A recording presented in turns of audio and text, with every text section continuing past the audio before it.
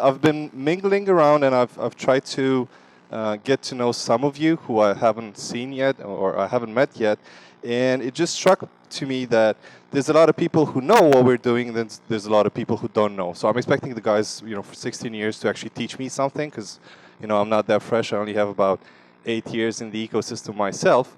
But then again, I'm pretty sure that some of you don't really know what this is, right? And it's fair. It's fair, because this is why we're doing these types of conferences, for you guys to learn what this is about and what the context is, right? So before we actually go into the presentation, just wanted to mention a couple of things. So, because you're going to get questions drinking beers, such as, who the fuck is SAP? Why do they matter, right? I mean, I don't know anything about SAP. And there's some things which I would like you to get straight. So first things first, SAP is a German company founded in this is not going to be a history lesson, just a few details, right? So it was founded in, does anybody know which year? Can you, I should have asked that one, man. Yeah, sure. My colleague from SAP knows. So it was founded on the 1st of April, no joke, in 1972. So this means 47 years. And it was founded by 5 engineers working for IBM. Yes, got it. And the thing that they did was they had an idea. The IBM management thought that it was a shitty idea. And what actually ended up was that they actually left the company to make sure that they do the first system that will present to you in real time. Well, they wanted at that point to be in real time. But then again, this was the vision for an integrated business system that will show you how your business is actually working in real time. 47 years later, do any of you know how many customers we have approx right now worldwide? So maybe this is the second point. Yeah, no, you're not. Okay, yeah, you, because I just told you in the break. So we got about 437,000 clients worldwide. Okay, and just to imagine the scale of it, is the transactional data, which basically means ERP, invoices, moving stock from one place to another. 75% of all the worldwide transactions are eventually run through SAP systems. So we're not that many here, but I just wanted to give you guys, a feeling of the size of what you're part of, or what you're going to be a part of, because this is really, really important. It's not just, some startup company. Now, the other thing which I wanted to tell you about was, I'm coming from a company here in Cluj as well. So when I actually went to SAP, I thought, Jesus, man, these SAP consultants, they're not really that good, right? They don't know really shit, do they? And it's normal, and it's the first instinct, right? Because you know what I mean, right? Because for hard coders, right, like you are, which want to understand, whether we are working with the truest, newest, bravest technology, it's kind of true, because the ERP world was what you would call outdated. But maybe the most important thing, and this is what we're going to focus about today, is that we've actually changed the strategy over the last 10 years, I would say. And you know what? The truth is, except ERP, we didn't do that much back then. So that was kind of a true story. Not a pleasant one, but a true story. But the good part is that over the last 10 years, we've invested roughly, I would say, 35 billion in making sure that we're around today, and we're going to be around tomorrow as well. Today's presentation is going to focus on what we're doing today and what you should do tomorrow as well. Because without you guys, obviously, all of that I'm saying is nothing, because we need you guys to support us in the ecosystem, right, in the projects. So having said that, think a little bit about what I'm about to show you. Everyone in the world has gone to bed one night or another with fear or pain or loss or disappointment. And yet each of us has awakened, arisen, somehow made our ablution, seen other human beings, and said, "Morning, how are you? Fine, thanks, and you?" It's amazing. Wherever that abides in a human being, There is the nobleness of the human spirit, despite it all. Black and white, Asian, Spanish, Native American, pretty, plain, thin, fat, vowed or celibate, we rise. You may write me down in history with your bitter, twisted lies. You may trod me in the very dirt, but still like dust, I'll rise. Does my sassiness upset you? Why are you beset with gloom just 'cause I walk as if I have oil wells pumping in my living room? Just like suns and like moons, with the certainty of tides, just like hope springing high, still I rise. Did you want to see me broken? Bowed head and lowered eyes, shoulders falling down like teardrops, weakened by my soulful cries. Does my sassiness upset you? Don't take it so hard just 'cause I laugh. As if I have gold mines digging in my own backyard. You can shoot me with your words. You can cut me with your lies. You can kill me with your hatefulness. But just like life, I'll rise. Does my sexiness offend you? Oh, does it come as a surprise that I dance? As if I have diamonds at the meeting of my thighs. Out of the huts of history's shame I rise. Up from a past rooted in pain I rise. A black ocean leaping and wide, welling and swelling, I bear in the tide. Leaving behind nights of terror and fear, I rise. Into a daybreak miraculously clear, I rise. Bringing the gifts that my ancestors gave. I am the hope and the dream of the slave. And so, naturally,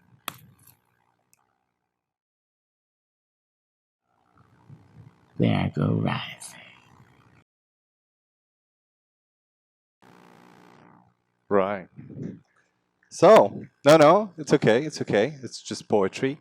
Um, does anybody in the room know who this lady is? Was? Yeah, because I know you're all tech gurus here, but so this lady is called Maya Angelou.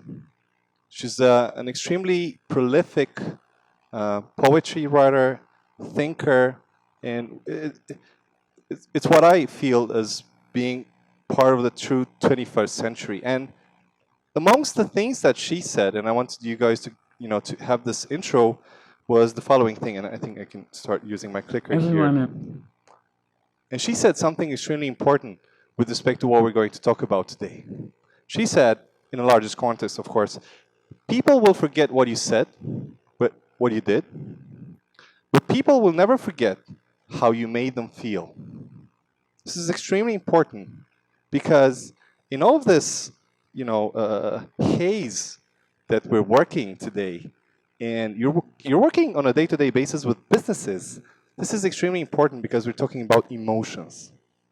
And maybe I found this poetry inspirational or emotional, and if you didn't, that's okay, because it's about taste and it's about values that you resonate with. But at the end of the day, what we're working with is emotions. So this is why I want to present to you guys, not only based on what Maya Angelou said, but also based on the strategy where we're positioning ourselves today. And then we'll go a little bit deeper into the actual part, okay? Presentation.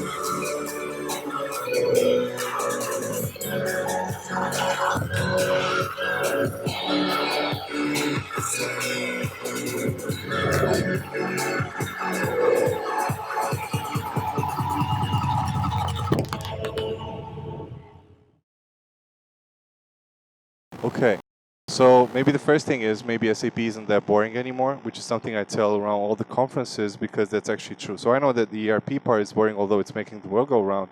But the reality is that we're changing a lot. We live in what you would call an experience economy. So this is basically the next big thing after the service economy, if you know anything about it. The basic idea is that customers, and you know this already, I'm just putting it into my words. Customers don't really understand the interaction points. Obviously, they don't care about that. And like yourself, you don't really care if you have a problem with some logistics courier. I know that they're great in Cluj, but at least while I was staying here, I know that they sucked big time. So nobody really cares about if you speak over the phone with them, if you email them. It's more about the overall feelings that you get out of what the brand is representing to you. And this is very important because the more you keep customers engaged, the more you will make. And your customers, right, because you're working with the customers who have their own customers, will get more engagement. And the thing is, the ones that are being happy and they have a good relationship with your brand, they actually have a tendency to buy more. And when they buy more, which means they buy more frequently, they also input a lot more volume into what they're doing, right? And even more, just because of the fact that they're happy and they're not churning, who knows what churn is or churn rate? Okay, so churn rate is a statistical indicator showing the probability of somebody not doing business with you anymore based on a specific set of rules, right? So in other words, somebody might churn if they haven't had any interaction with your brand whatsoever in the last 3 months, right? So this is what we call a churn rate. And just because of the fact that the retention rate, which is the opposite, right, of churn rate, can increase with 5%, for example. And these are studies. I'll be sending over the slides, and you can actually go and look at them yourself. They can increase the profits by, roughly twice, right? Like 95% up. That's actually a huge deal. And the reason why this is happening is because the people that are aware of the fact that we're living in an experience economy have a lot of success, right? So the things basically that are driving these, how should I put this, good numbers is actually keeping you guys happy. And remember, when you're working for the customers, which have their own customers at the end of the day, if there's anything that I would like to take home is also this, think about the customer, because the brands that put the customer centrally to their business, not the process, right, have a lot better results. Now, context is, it's like with teams, right? Because you work in teams, all of you, and I remember this from back in my day when I was doing this, and even now with my colleagues, there's a lot of arrogance into the game. And the arrogance is saying, if you actually, and we did this study, and we asked about, I don't know how many, I think 1,000 CEOs or whatever. It's like, do you believe that you're driving your business having in mind the best possible quality of services or product for your customer? 80% of them, because they were in the position that they were, it's like, yeah, there's no way I'm not the best guy for the job, right? So this is a normal reaction, and this is even happening within your teams most of the times. If you ask a team lead or a PM or services upper manager, whatever, always going to say, sure, everything is fine. My role here is completely justified. When you actually change the game a little bit and you ask the end stakeholder that comes in impact, right, with what you're doing over there, we had a little bit of a problem, which is like 8% of the customers agreed with the fact that they're getting the best possible services or products. Now, this difference between 80% of CEOs and 8% of, well, happy customers, let's go like that. We call this the experience gap. And what the experience gap is, this is the part which we should start focusing on. Otherwise, we're going to start losing business, right? Now, the reason why I'm telling you this is because SAP invested in the experience economy, probably some of you might know that, last year 8 billion euros, so that you understand the size of the ecosystem, in a company called Qualtrics, right? And the philosophy that we acquired when we actually acquired Qualtrics is exactly this one. We're trying to bring the experience data, which is creating emotions, head to head with transactional data or ERP, commerce, fulfillment, whatever you work on, you should resonate with something. So what are we trying actually to do right now? Well, we're trying to make sure that there are no more broken customers experience. Right? We're trying to make sure that for you guys who are the coders that are actually going to work on that, we don't have any more dispersed systems. And I'm not talking here about technology, I'm rather talking about deployment options. And obviously, you need an ecosystem of platforms in which you will have what you would call a complete auditable journey, right? For the customer. Are you with me? Okay. So, how do we do this? Well, first of all, we need to listen, we need to understand, and we need to act. And the way in which we do this, as I said, is actually connecting the dots. Now, who of you are doing S4 implementations right now, or ERP implementations right now? Jesus. Okay, you guys are buying beer, because you're actually making the world go round. And who of you are making CRM implementation, where CRM means commerce, marketing, whatever? Really? Yeah, I know a couple of people who didn't actually raise their hands, but I know they do. Okay, it's interesting. Probably you're shy. So when we're talking about experience data, we're actually referring to,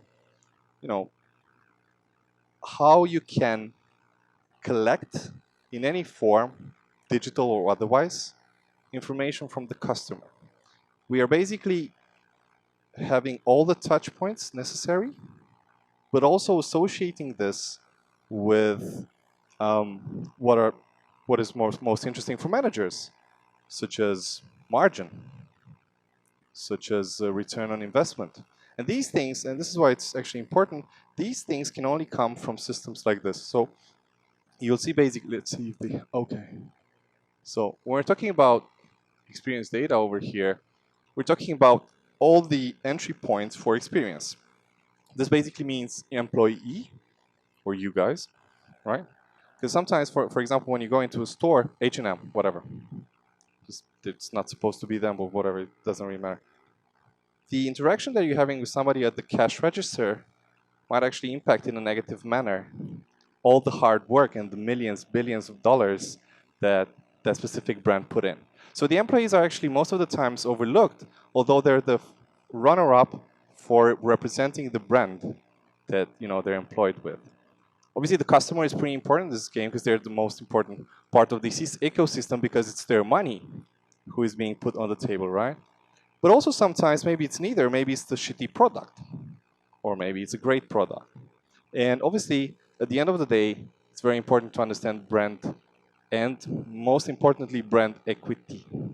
And if you don't know what brand equity is so let's say I have this glass, right, which is plain old glass, and maybe the production costs for the glass plus transportation and operational costs for these glass are a total of 5 lei. Brand equity is the difference of extra money that I'm willing to put in because it's a Swarovski glass. Get it? So this is like 5 lei, but if it's Swarovski, guess what? Just because it's Swarovski, I'm going to pay, like, by the way, they're a customer, 30 lei. And this is very important because based on my experience, and I've worked quite a lot of time in these type of projects, we don't really unite the back office world, which is coming from supply chain, right? Supply chain meaning if I want to produce this glass and I have a factory, but some sort of a compound doesn't arrive in time for me to actually to produce the glass properly with the density and quality, this means that the price will go up because I need to make sure that the production line is on hold until I actually get the, all the supply chain going so that I actually make it work. Then again, if you have a crisis within the company and from the factory 50 people go on strike, there's also a problem over there. So what SAP is actually trying to do right now, and it's successfully doing this from my opinion, is that it's uniting the two unseen worlds. The world that we don't usually see. I mean, who can tell me where this class was produced? Do you care? Do you really care? I don't think anybody cares. However, this is big business, by the way. Same with everything else. And these types of things are essential to the production line so that we get a good product or service. Now, let me catch my breath. All good so far? If you have any questions, we'll have a question round.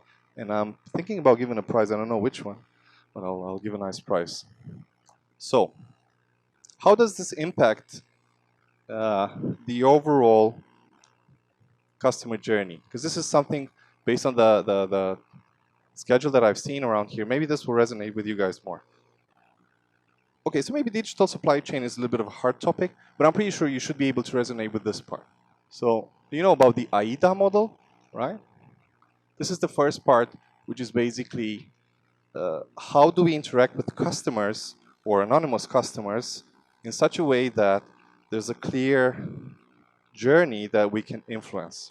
And banners, events, and then you go back, then you get a call, then you see somebody, you see some banner on the street, so on and so forth. But this is what you would call operational data. So here, let me see if I can actually use my mouse. Okay, so you're seeing it as well. So for example, in this part of the cycle, which is called the awareness one, you could calculate really easy propensity. And propensity is, again, a ML score which calculates the probability of a specific customer session, actually, never mind, to do something. Let's say that the site, service, whatever, POS, cash register, whatever, is going to be perfectly fine, and they buy. The next step of the operational data is actually revenue. So once all of the marketing efforts have been done properly, you will end up in getting revenue. But guess what? That's not the end of it. Because depending on the product or the service, maybe you need to do some store pickup. Maybe you need to do some logistical stuff. Maybe even worse, maybe you have some returns, by the way, which is still adding up to the overall final cost of what you're supposed to do, let alone, let's not even think about the advocacy part. Now, this is all good. We used to do this very well, but we didn't understand the other side of the story, which is what is driving the actual sales cycle? What is driving the real reasons? Where's the why? Because at the end of the day, the X plus O story in experience economy means understanding why stuff is happening. And you can't really do it without uniting both the operational data, because you will need to understand if you are selling with profit. And I know you know this, but I'm just going to say it out loud. Businesses do not run without making profit. You can't actually understand that if you don't have the proper ERPs and supply chain in the background. But this doesn't guarantee the fact that you'll be able to do your business tomorrow without understanding what the customers want. Because guess what? I mean, how many food delivery services do we have? I mean, in Cluj alone, I think there are 4, 5. And what's the reason to change from one place to another? It's like, whatever. So you need to keep these two in balance pretty well so that you understand what's going to happen in the future as well. Now, we went into, just a second so that I drink some water. Okay, so this was like the overall business positioning. More concrete details, because this is probably what you're going to work with. SAP's response to managing the entire cycle of the customer journey is this. We have what you would call 5 pillars or cloud products that we use in order to make sure that we are catering for all the sales process, right? Which is marketing, sales, data cloud, recent acquisition as well, master data governance with respect to CRM, right? Or MDM. Commerce Cloud, which pretty sure you know because we just had a presentation like 2 hours ago, and servicing.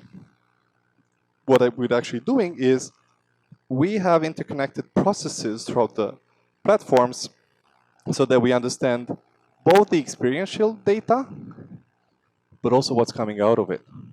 And we do this by obviously presenting the same user experience, unified data models, and making sure that it's extendable in whichever type of programming language you want. So it's probably going to be important. Good. Any questions so far? Do you know what this presentation was about? It was fluffy, right? Kind of businessy. Nothing about.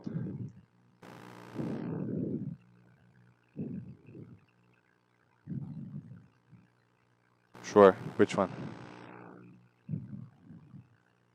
This one? You are paying attention. So, very good.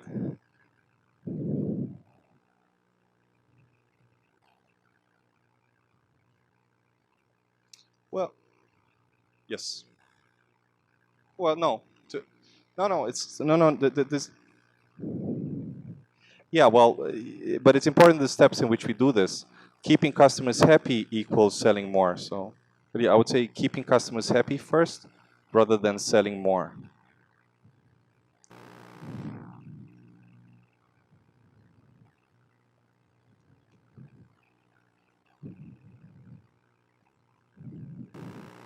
Of the restore, resourcing contact.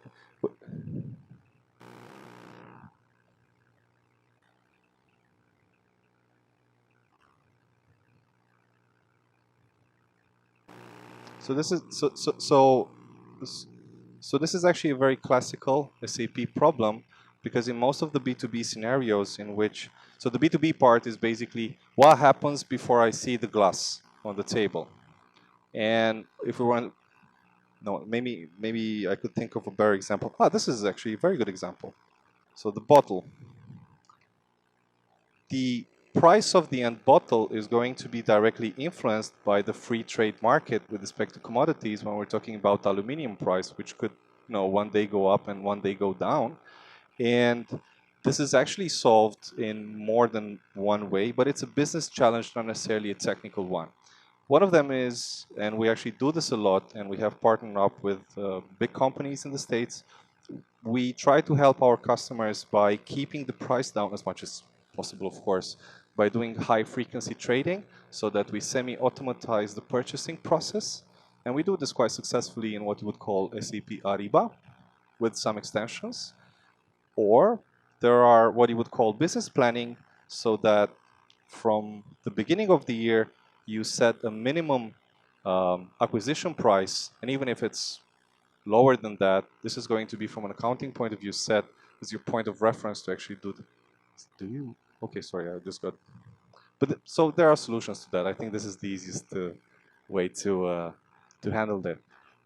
Now, this is something I actually show my customers, from small ones to usually large ones, with respect to, because you have a problem most of the times, which is you start a project, some SAP dude like me sold a very good vision, but then you actually have to implement it. The customer doesn't really know shit about what they're doing. They just saw super nice slides and a nice demo. And at the end of the day, they want to understand, how are we going to make this work? And then again, I'm just the engineer, man. I mean, I know how to code. I'm not going to tell you how to run your business. Then the customer says, well, yeah, but I mean, it's SAP Commerce. It should be standard stuff. Yeah, it is, sure, but we need to map it out to your processes. This is kind of hard. The reason why I'm putting this here is for you guys to have what you would call an inspirational point when you're going to talk in your business analysis phases with respect to the customers, so that you have a very good starting point. Because the easiest way in which you can actually do this from my perspective is actually understanding the user journeys. And by understanding the user journeys, it's also going to make me super clear which of the platform nodes, extensions, customizations is going to take part of which part, right? That's it. Let's go into the demo to show you a little bit what this is about. We're pretty good on time.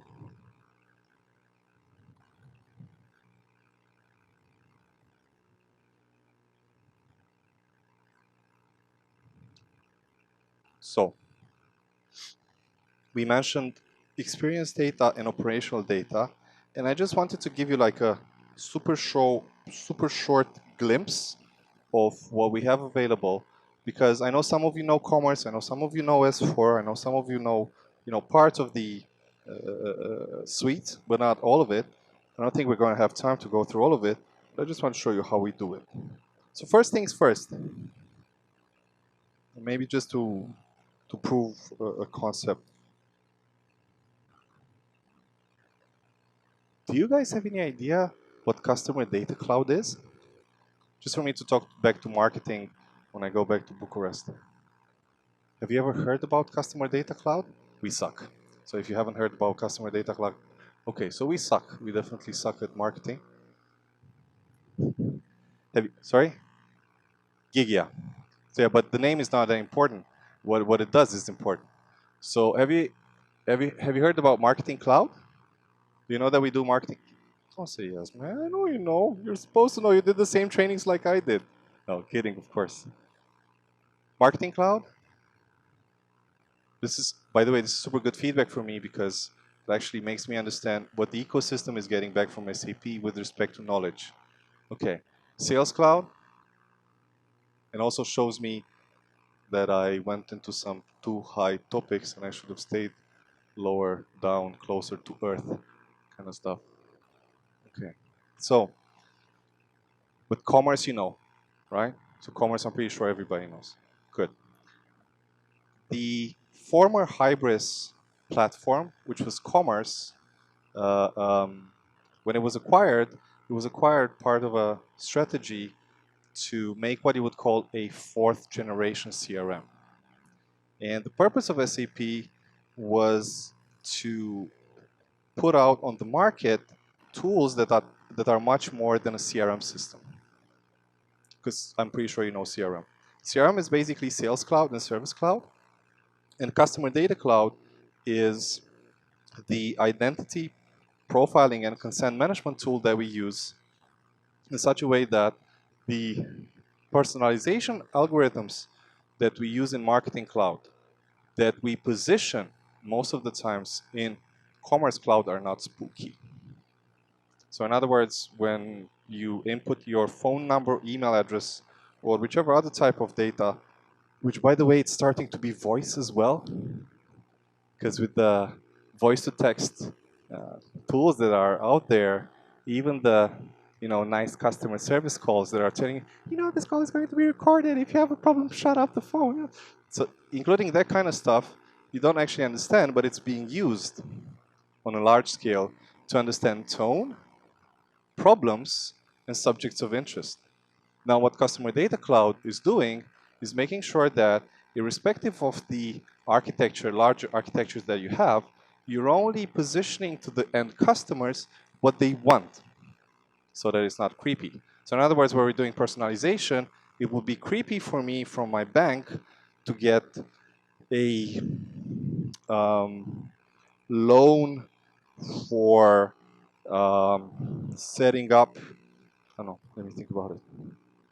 Yeah, it would be creepy from my bank to get a loan for a new baby just because of the fact that I'm using the same external IP like my wife is, and I don't know that she's pregnant. That would be kind of, what Customer Data Cloud is, it's making sure that it does progressive profiling, which isn't creepy, so that you actually get the type of personalization that you want, while setting a limit to what's intimate stuff and your no-no zone, and what's cool stuff. Because maybe you want to find out about new TVs. Sure, that's kind of cool. But you don't really want to find out about some other creepy stuff in your life. Let me show you what it's all about, okay?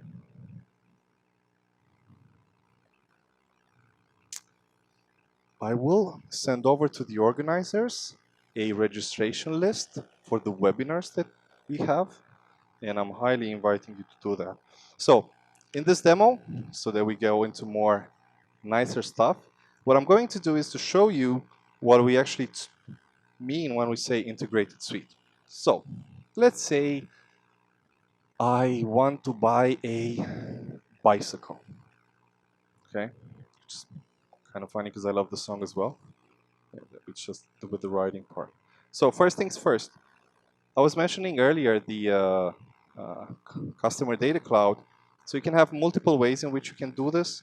This is one way of doing it, but it's not necessarily doing it like that. So whatever, but you can use whichever type of systems to actually get data across. I'm going to show you how it actually looks like. Now, I said that I want to buy a bicycle, so I go to products. I see bicycles.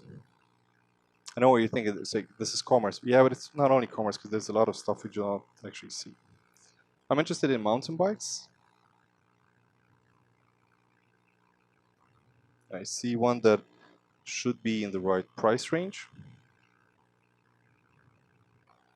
I'll say it's decently cool. I look over the product specs plus reviews because we kind of do that. Sorry, but it's just reality. I need to know what other people told about this product, otherwise it's a lie. So I would say, okay, it's kind of good. But the problem is when I actually try to see more of the pictures here, so the media is kind of sucky. Now, conveniently enough, and I could have triggered this based on, it's like, this is like if this and that kind of event listening, which could be doing triggering in the background. So if I'm actually clicking twice on the image, I could have done this easily as well. And the feedback form comes up. Now, this is extremely important because we're not only talking about serving the product to a means, it's rather we're serving you this product, but am I doing it in a nice manner that is helpful to you so that you're happy? Because remember what we spoke about in the other slides. So I'm saying, yeah, this page is kind of helpful, but the visual parts is kind of sucky, and even more, there's a lot of other companies are using already 3D visuals. It's for a bike, maybe that's important, to me at least. But now, this is an anonymous session. By the way, this is the incognito one. But what I was telling you with respect to how we collect all the data is in the following manner. So just going to click on a couple of refreshes. And if the gods of the demo systems are with me, and they are, we already see affinity towards a specific product. So this is what I was telling you, and I was telling you could do if this and that triggers, and seeing the same product twice, I didn't want to waste your time. I could have gone to other parts of the website to see something else, then return to this one. It would have been the same result. This is where it actually gets funky because it says, okay, you already gave us feedback, so you're in talking mode, and it already computes the probability of you giving extra details because you already did. This is actually, most of this is semi-automatized, right? So yeah, sure, I want to explore the limits, but we want to understand more, so okay, fine. Remember, this is actually the first time that I'm putting in details. Here. Yeah, let's say I want to do mountain biking. Sure. I want to see helmet and lights in case I'm interested in any additional stuff.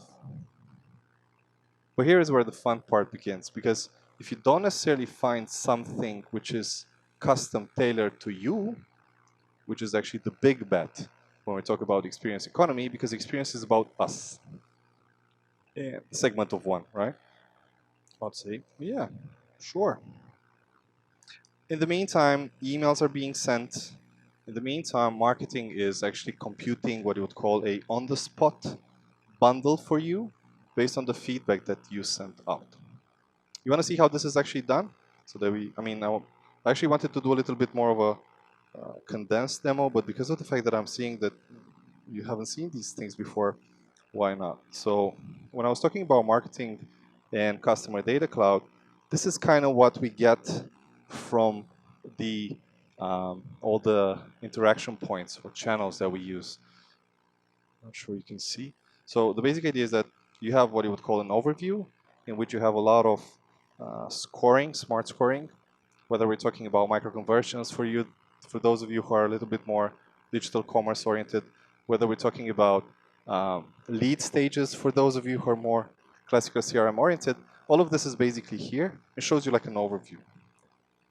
But here's where the interesting part comes into play. You have a very clear timeline with respect to where the interaction dates were, why, with what purpose. Obviously, click rate, open rate, so on and so forth. All of the data which is actually crunched in to make sure that you'll get or not, again, the same type of promotions, campaigns, so on and so forth. And even more, I'll show you just a bit how you can actually build up segmentation models to do that. You can even compute something like do not advertise either Facebook, Google, AdWords, whatever, campaign to this guy or to this girl because we're not making margin with them. How do we know that? Well, because we have the ERP in the back office and we can actually associate digital campaigns, efficiency, with margin at the end of the day. So this is the type of stuff that we actually do. And obviously it also does, because this is one thing which probably should be resonating with you guys. We also do MDM, or Master Data Management. Irrespective of the projects you're working with, you're going to have data from multiple systems. And one of the architecture questions that is coming up, or should come up, is which is the master repository for customer data, because we have 20 systems, right? Because the customers have realized that it's not only about SAP and that there's other vendors on the market. So this is actually pretty real world stuff. Scores as well, so on and so forth. Now, I'm going to create a segmentation model just for you guys to see how easy it is. Segmentation model in Marketing Cloud, yeah? So that how do we build up a campaign?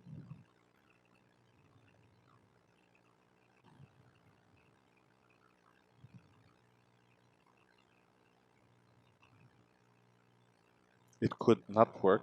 It could. Maybe it will. And if I were to have a blue screen moment, then pretty sure I would be at the highlight of my career. Okay. It's actually kind of disappointing because it is loading up.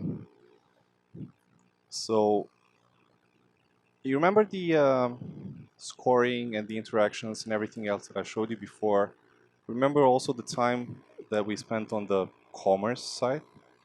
All of this data is being crunched in into attributes which you can use dynamically so that you know how to properly interact with everybody from your customer target group. And without wasting too much time, at the end of the day, you can actually input machine learning scoring such as email affinity. How likely is this guy going to open up my emails given the fact that for the last 3 months he hasn't done one open, right? How likely are they going to be interested in a specific category or products given the fact that they're only looking at my site for clothes, right? And pretty sure they're not going to be able to buy anything from the electronics part of the catalog, so on and so forth. Obviously, this is done super easy, but what's most important is that you capture the information and the feedback from the customer in real time in reports such as this.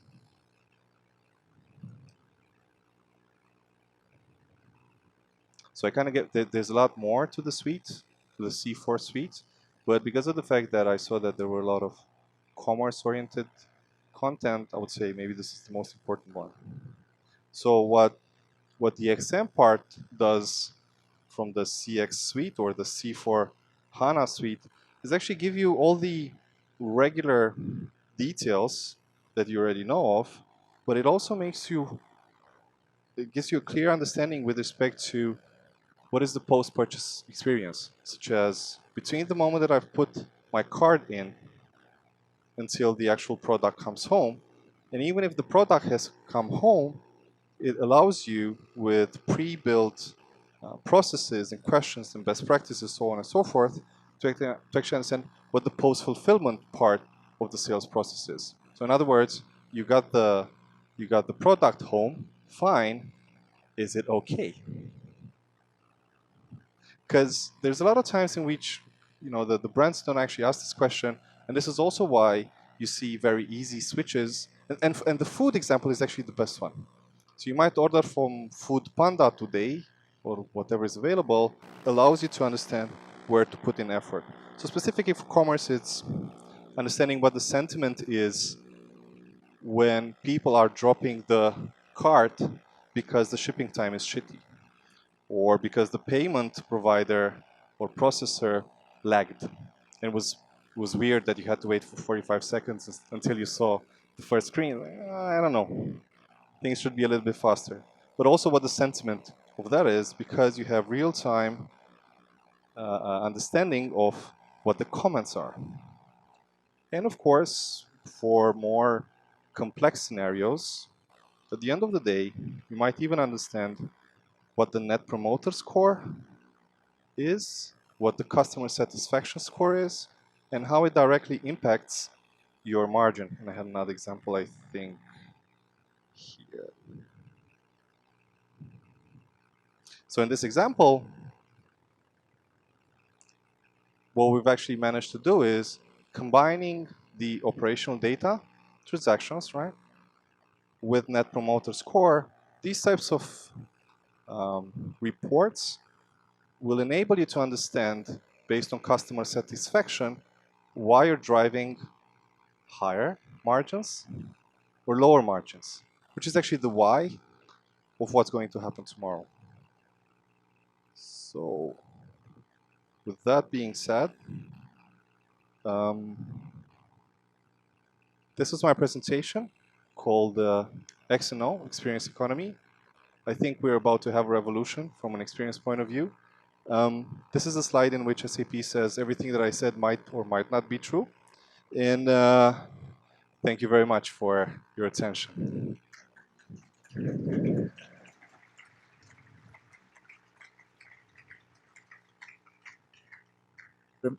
Thank you very much for a really great talk.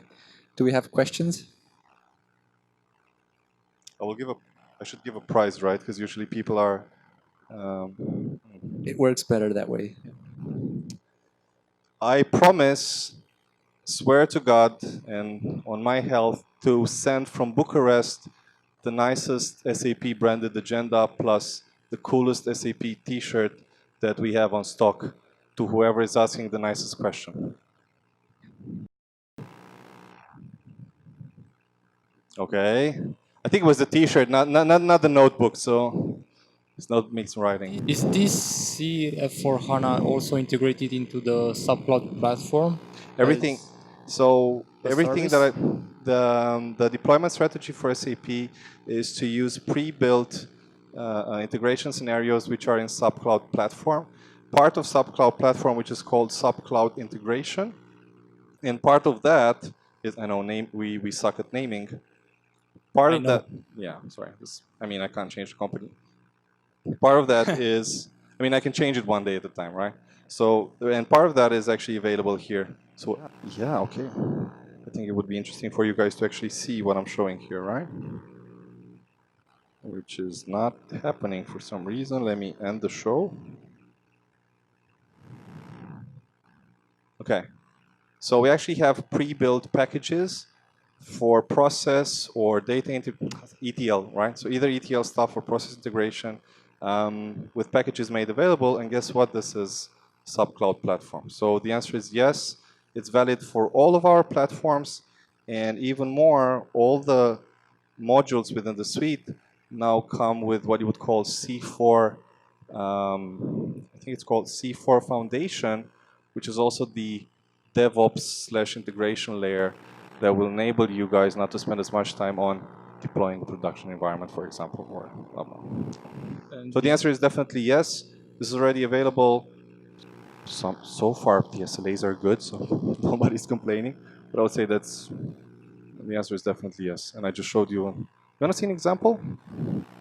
Sure. While somebody else asks sure. the next question. We have one here. Is it possible to integrate the SAP Commerce, the hybrid version, deployed on premises with the sub cloud services. For Absolutely. instance, customer cloud. Yeah, but what difference would it make if it's on-prem or cloud? None. And does it need anything special, or is just service No. integration? So what Commerce Cloud is basically we've invested a lot of time in properly Dockerizing the modules of Commerce, right, with Kubernetes for orchestration, so that when we actually do upgrades, not forced one. So no forced upgrades. This is going to be a lot easier. But from a functional perspective, there are no differences between on-prem version and cloud version. Okay. There's a.